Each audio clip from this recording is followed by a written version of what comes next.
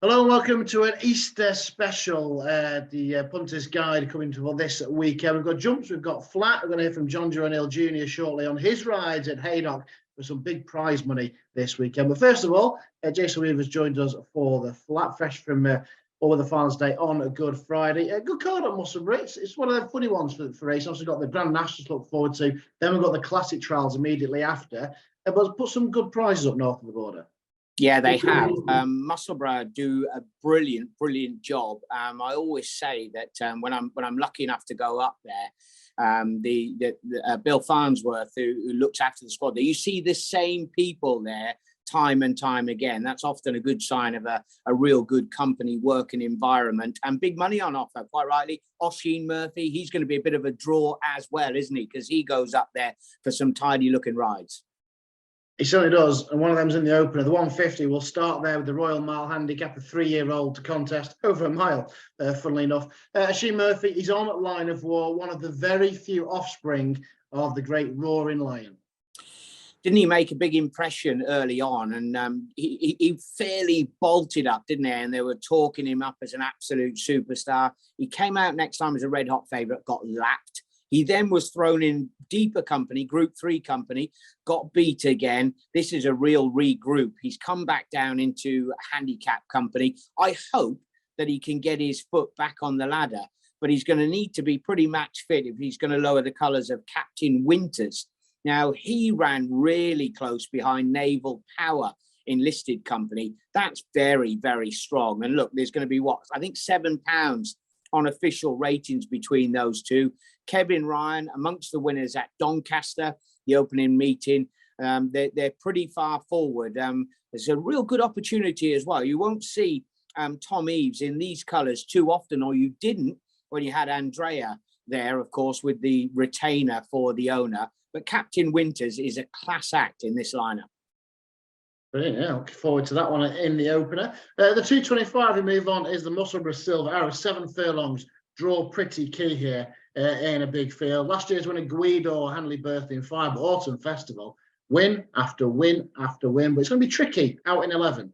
Yeah, it's not easy from there. The sharp right-hander, I'm going back, I won't bore you with it, but it didn't used to be cambered back in the day, and you needed a real specialist who could go round there on rails. They've spent an awful lot of money on that bottom turn and the top turn now. We've got the synthetic at the top, haven't we, to help them go around. But over the 7, it's a specialist distance around here. The draw is absolutely crucial.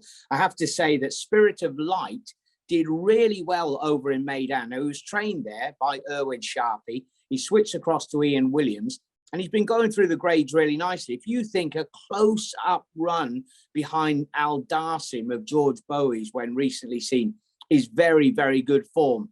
Also, he would have kept plying his trade over in Meydan, but I think he wants some slight ease in the ground. Good to soft conditions, definitely could prove ideal, and it could be a nice little jaunt for our rider. Kieran Fallon up to Newcastle Friday, straight on up the A1 and up to Musselburgh. So I think Spirit of Light probably give you a big run for your money each way. Yeah, try and give weights all the way. Then Spirit of Light, the top one for Ian Williams. At 3 o'clock is a big betting race. It is the Scottish Sprint Cup. Zarzini won it 12 months ago. He's back for more. Topping the weights, though, Mackinac. Loves it here. 7 appearances at Musselburgh, 3 wins, couple of seconds, and a 3rd on his CV. Oh, he's cost me a fortune, hasn't he? Oh, Mackinac, I think, and they're a great bunch of owners who are involved with him as well. He gives them so much fun. He'll be in all the heritage handicaps again this season. He's a real super performer. I just seem to catch him a little bit wrong all the time. He'll be flashing home late in the day. I don't think Oisin Murphy has gone there for nothing at all. This could be his best opportunity. Came from the dark. We know he likes a sharp 5 furlongs. Slight bit of ease in the ground is ideal. They will go rocket quick here, and he will be finishing off very, very strongly indeed. He's ended up with a real handy stall position over in 8. So he's going to be towards that sort of main part of the track where they go around the slight kink in it. And he'll be finishing fast and late with a pace to run at. So came from the dark, Oisin Murphy. It may come from the dark in the Scottish Sprint. Right, from the sprinters to the stayers then. £100,000 a winning place prize up for grabs.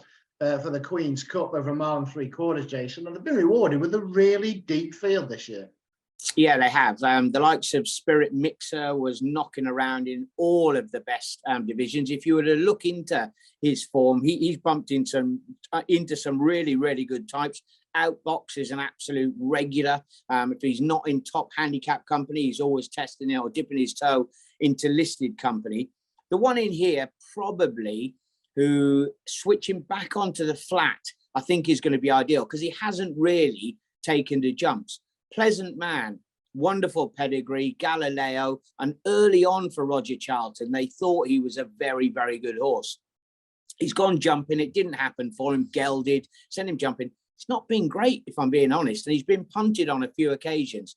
He starts back on the level for a multiple champion jumps trainer, just £2 higher than when he was successful in a real hot handicap at Yarmouth when he was last on the level. I think that this is just going to spark about a bit of improvement. He's a massive price, double digits. So for the staying division, we always talk about the jumps trainers having a bit of an edge. I think Pleasant Man is under the radar at an each way price. There we go. And then the McNeil Stokes, he did thought he was a Derby horse, didn't he, at one point? Pleasant Man. So Pleasant Man came from the dark, Spirit of Light, Captain Winters. Which of the four we think will be the strongest chance on Saturday at Musselburgh? I really do think they're overlooking Pleasant Man. You know, he comes back. He's bound to be that little bit sharper, having had a few runs over hurdles. He's a huge each way price, Pleasant Man. Well, yeah, then. Thanks, Jason, for joining us. As the 4 races up north of the border. From Musselburgh to Merseyside, then, because next we'll hear from Jonjo O'Neill Jr. on his rides at Haydock on Saturday afternoon. And here he is, the Betfred ambassador, Jonjo O'Neill Jr. A nice weekend off for you last Saturday. Back to the drawing board, or the grindstone, I should say, this weekend. 4 rides at Haydock. A little bit of prize money as well for this series final. A good little initiative, isn't it? Yeah, that's it, Matt. It's great prize money. Obviously, there's been qualifiers for a lot of the races on Saturday all through the year.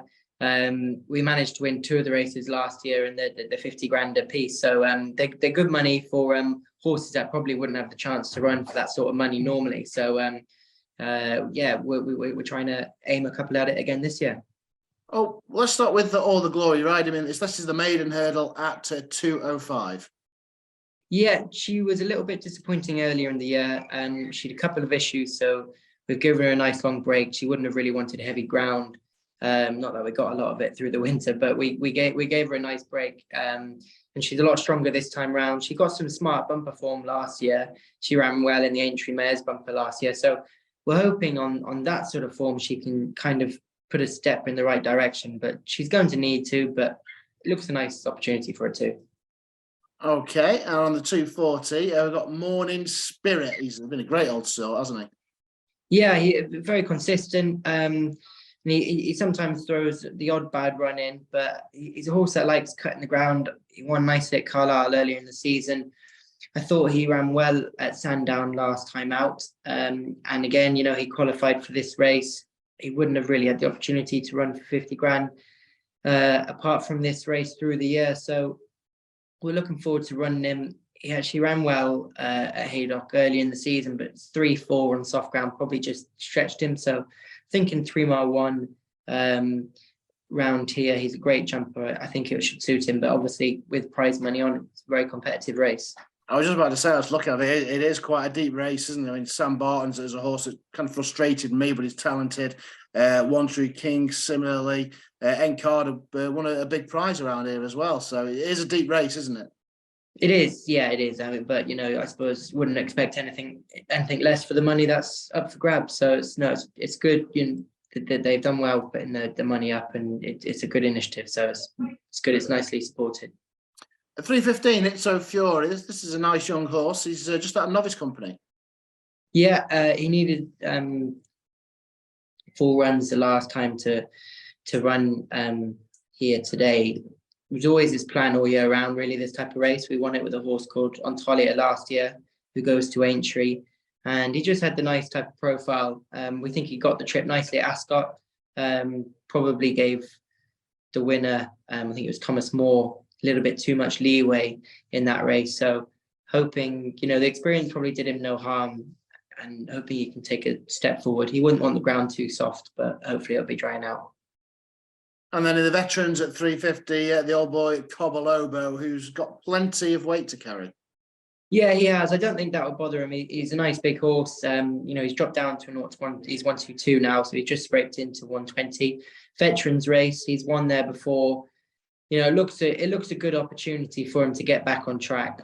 His best days are probably behind him, but he was only just touched off in second at Ascot last year in a nice handicap. So we're hoping if he comes back to that sort of form, he's got a good chance. But his first 2 runs of the season have been a little bit disappointing. There we are then, 4 rides at Haydock on Saturday. What would be the idea of a best chance of a bit of placement or getting in the winner's enclosure? Bearing in mind, I say you had 2 last year. Yeah, hopefully it's So Fury. He's got a nice profile going into the race, and it's been his plan for a while. So I suppose he's in there with a shout, but as I said, plenty of horses there that probably had the same idea for most of the year. So it's a competitive race, but I suppose out of the 4, he's probably my best chance. There we go. Great prize money and good fields at Haydock this weekend. So thanks to John for joining us. Thanks to Jason on the flat to action as well. Happy Easter to all our watchers. And as always, please gamble responsibly.